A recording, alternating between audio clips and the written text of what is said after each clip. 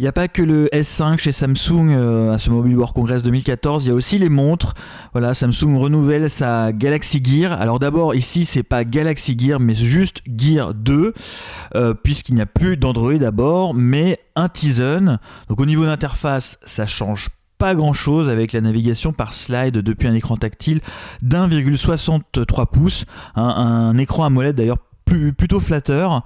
Donc en fait on a deux versions de la Gear 2 avec sa caméra qui est un peu plus lourde, 68 grammes, et la Gear 2 Lite sans la caméra et plus légère, 55 grammes.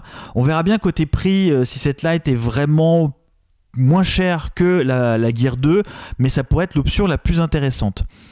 Au niveau des couleurs, il y en a 3 pour les deux. On trouve des bracelets pour personnaliser ces gears, c'est pas mal. C'était une grosse lacune de la Galaxy Gear première du nom, avec voilà, la caméra qui était sur le bracelet, donc forcément c'était pas facile pour changer les bracelets. Maintenant, la caméra sur la Gear 2, elle est sur le boîtier, hein.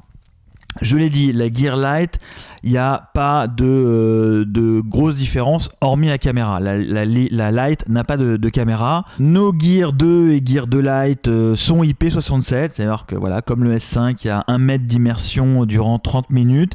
On va pouvoir faire la vaisselle avec nos montres. Et comme sur le S5, on trouve un cardio-fréquence-mètre, donc derrière, au revers du boîtier, avec un fitness manager. Donc voilà, encore une fois, tracker d'activité chez Samsung. On prend soin de notre santé, c'est sympa. On trouve aussi un émetteur infrarouge couplé donc à la Watch On, à l'application qui permet de piloter sa télé ou sa box depuis son poignet. Donc, autre nouveauté, c'est le player audio qui est autonome. Il communique tout seul directement vers des écouteurs Bluetooth. Plus besoin de smartphone.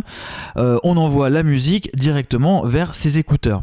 Voilà ce qu'on pouvait vous dire sur ces nouvelles Gear 2 et Gear 2 Lite.